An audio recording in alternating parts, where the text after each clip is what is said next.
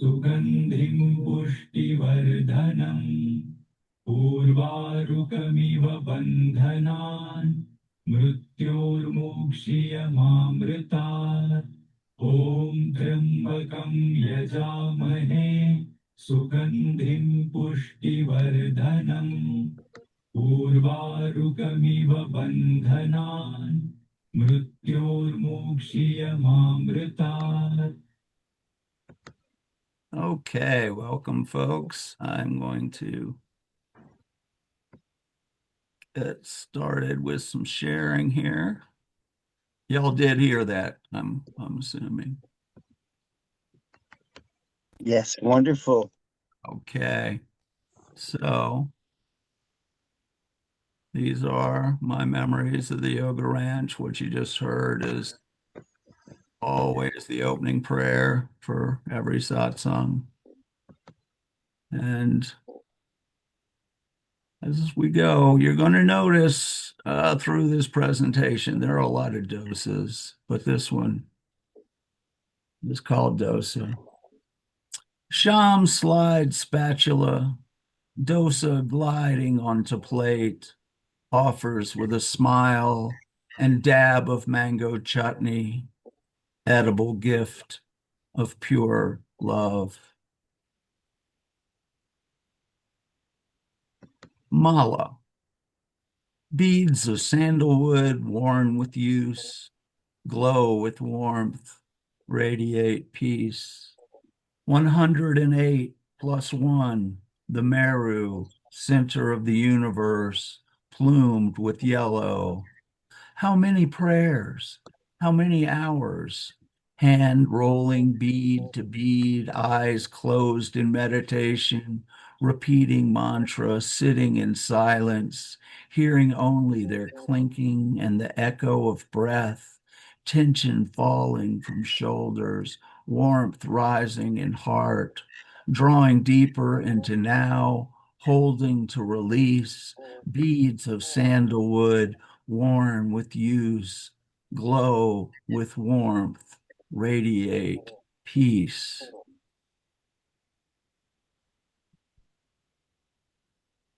Prasad for puja.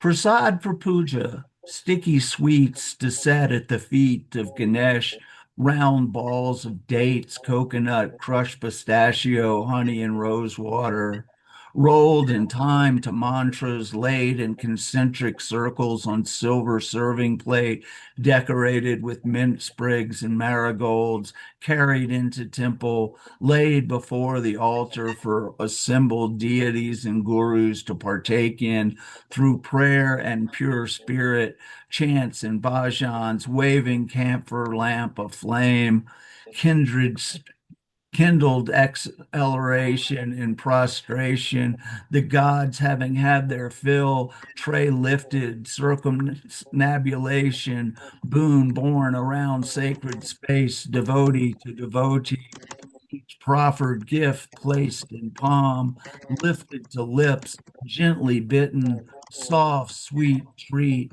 Joy travels from tongue to anahata chakra. Heart opens to love, resting in bliss. Lower limbs in lotus. Coconut strands stick between teeth. Temperature tranquility tranquility, rose water aroma overcoming ambient incense, last bow to altar, rise in reverence, milling and moving toward exit, silent solidarity of spirit, sliding off to sleep and dream until morning satsang.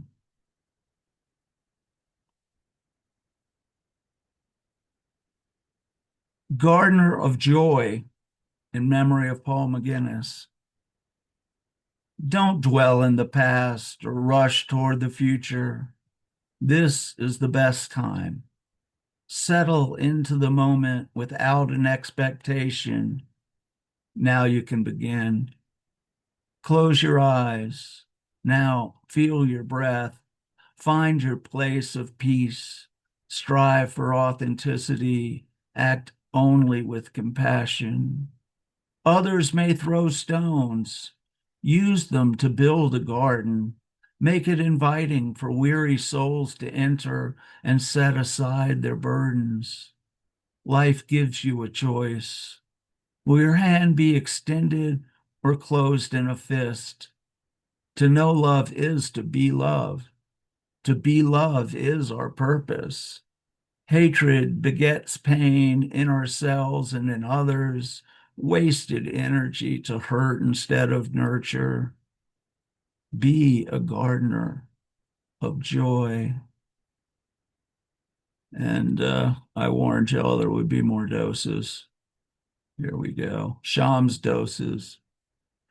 That beautiful, smashed in, toothless, wizened, grizzled, whiskered, wrinkled, timeless face.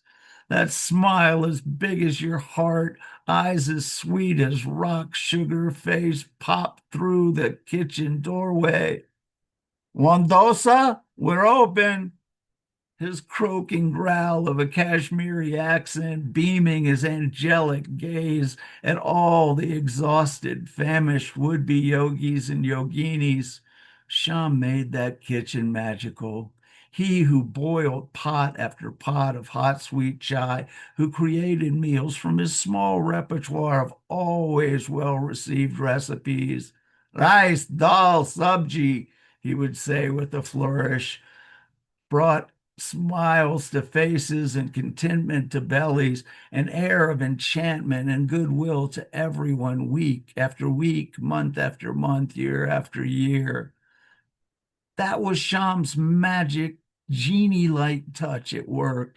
And most special of all were those times when the kitchen was slow and quiet, when Sham would ask those four magic words that everyone longed to hear, that mantra of munchable excitement, a raga resulting in instant salivation, in expectation of culinary salvation, those golden tones exhaled through a knowing grin. Wandosa, we're open.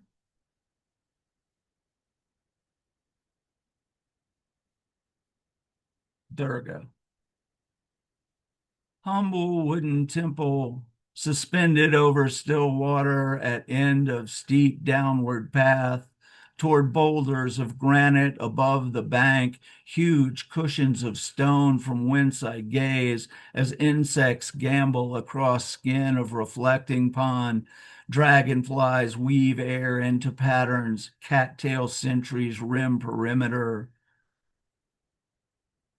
Oh, sorry, I lost my place. Cross the bridge, smell the walls, redolent of camphor and sandalwood, stained plywood blackened over time by wave puja lamps, black as Mother Durga, her bright clothes, perfume powders, replenished flowers, overripe fruits traded daily to timeless tune of Sanskrit slokas. Hush grove, dear, hide in silence, kneeling in underbrush, awaiting my retreat, bare feet backtracking over worn mossy path, through familiar woods, into cowfield, past sacred bull who catches tossed apples in teeth, passing through gate toward white clapboard warm retreat, quiet water, stirrings in shrubs, hesitant advances across grasses. See them come, sniffing, sensing safety and sanctity. All creatures, congregants of forest fold, truest choir, residents of ritual.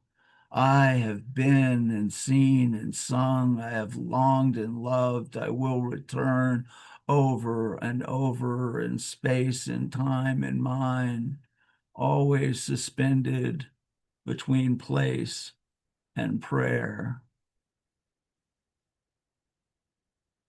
Mango. Sure, yes.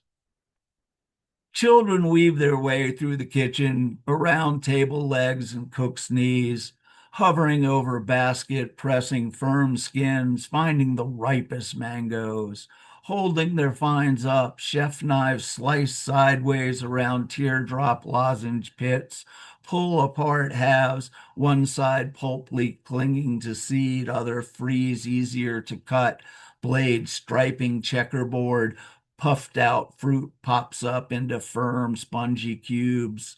Juice drips from smiles over chins, sweet as heaven, finest of fresh fruits.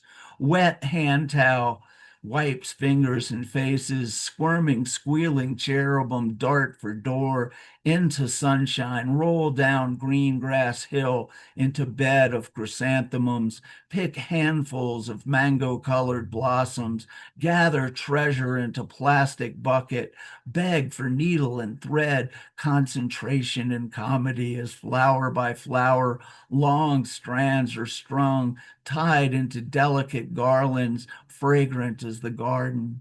Racing back to kitchen, tugging on pant legs, staff bow and curtsy, gifts of earth and toil, tiny artisans' creations tugged over heads. Having adorned adored adults, a laughing flash, dash back out the door, racing across field, black and mango-hued monarchs, fritillaries, and painted ladies flutter step in aerial pirouettes. As dinner bell rings, feet turn, fleet flight toward tent, feast laid out resplendent in thick, tall metal vessels, staff served from long table. Hurried repetition of ablutions, clean hands hold plates overhead, giggling lips, beaming grins, rice, dal, and subji, ladled, juices combine and congeal, running over roti bread.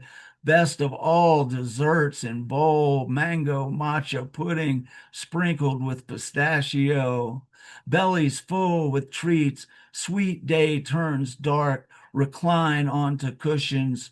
Soon sleep shuts lids, beloved kids, scooped up, carried gently to bed. Diwali.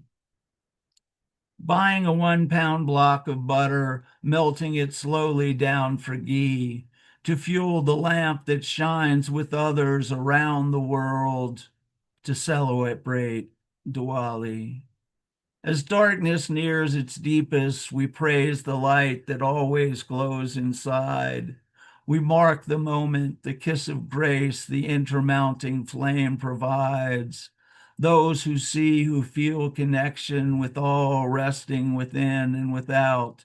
We're all together in this moment of joy, celebrating Diwali. This one is Ashram Girl. You said you had to milk the cows. You said you had to chop the wood. Though others quickly volunteered, you insisted that you should. Hours in the laundry room, every shower stall made mildew free. How many things you chose to do instead of spending time with me. Days of digging in the garden, hours bent in yoga poses, early to rise, early to bed, without smelling my proffered roses.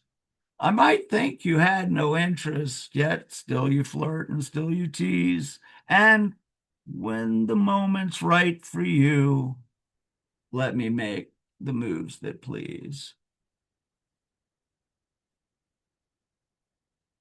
And I'm going to skip this next one. It's we're gonna go right here. This is Catskills, Killing Time with Sham. Y'all know Sham by now. Resting in the ruins of a Catskills resort, once chic and stately space, reverting back to forest.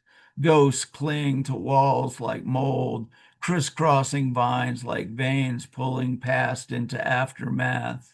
Occasional outsized furniture, past purpose, decaying in dark hallways. Bees make nests in walls that once reverberated to Borscht Belt comic shtick, now quiet enough to hear rodentias scatter, chatter, and shuffle. Birds paint floors and furnishings with guano. Various fauna gather in tentative new coexisting communities. Could long ago or long gone architects have known how easily life would cover over enclosures and reclaim vain space made moot by advent of aviation? Did they believe Yarmouth youth would still bounce balls on concrete tennis courts, matrons and mashuganas floating in dry depths of empty pools? How foolish are we to think the mark we make is more than thin chalk scrawl, worn and washed away to nothing? Still in all, this quiet space of peeling paint and decades of dust, liminal zone where feral nature overtakes arrogant, impossible, promised, endless holiday, is still hospitable to those who choose to linger in contradiction.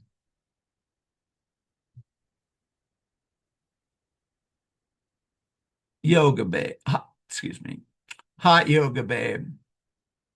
I picked you up at the airport holding up a sign that read, Hot yoga babe. You had sent me handmade tickets to be cashed in for various erotic favors. We used the whole booklet.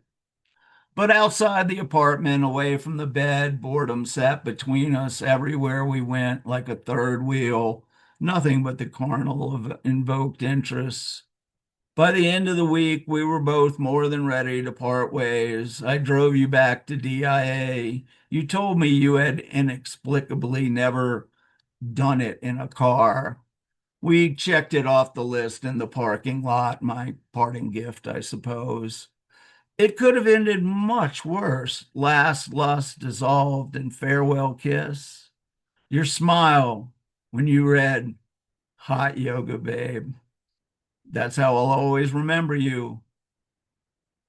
I never saw you again, and that's okay. And oh my God, it's another dosa. What could this be? Indebted for Sham. I think of Sham when I make dosas, letting rice and dal soak till they're right, grinding each, blending together. Mixture sits and ferments overnight. Aromatic with faint scent of fenugreek, thick sour batter ready to pour, hot pan layered with bubbling ghee, beloved friend's signature chore. I will never make one quite as fine, thin and perfect as a note on the wind, rolled and rolled round the sweet mango chutney. Such delectation I will not taste again. Half a lifetime since last we cooked together, recounting deft and gentle preparation. I recreate the treat and recall the man in lowly but honest imitation. Savoring my sad crepe all alone, I hear the echoed laughs of children, see the faces that beamed with joy whenever Sham was in the kitchen. Though the taste is not the same, it's close enough to soothe the ghost. Pupil plates the pancake with a prayer, still and always indebted to the host. And finally, folks, Atheism 101. God worship not for you, try respect for universe. Voila! Just as good. And thank y'all all very much for listening. It has been quite the pleasure. Thank you, Michael. Oh my God. I learned so much about writing about spirituality and all of its beautiful details. You got, you know, timeless tune of Sanskrit slokas, uh, and talk about how beat this is. You're talking about Sham, you say rug shooter face pop through the kitchen doorway. Oh my God, that was a lesson in beat right there. Um, Resting in the ruins of a Catskills resort. like I did around the same time of life. I like Was the actually caution. like all those on the road between our two ashrams, man, they were all over. Yeah. Yeah, absolutely. Um, you have these delicate garlands that grace the garden, a laughing flash dash out the door. It's just so perfect and gorgeous what you're doing. And I wrote down some advice from you. Don't dwell in the past or rush toward the future. This is the best time. Settle into the moment without expectation. Yeah, That's that's great. you note that that piece was dedicated to geez, now I'm spacing Don McGinnis, and he was the main gardener there for many, many years, almost from the beginning of the ashram until his passing. And he was a wise man, little at Nice. his ways, but yeah, I'd learned so much from him. Friends, everybody, sorry, just go ahead. Awesome, Michael. Woo. Thank you, brother. Thank you all for making it possible. Loved it, Totally. Michael. I enjoyed it. Where are you? I can't find you on the. Oh, there you are. I found you. I enjoyed it very much. I enjoyed the poems. I love the yoga gal, especially. And it just was so, relaxing, and refreshing. We were there with you.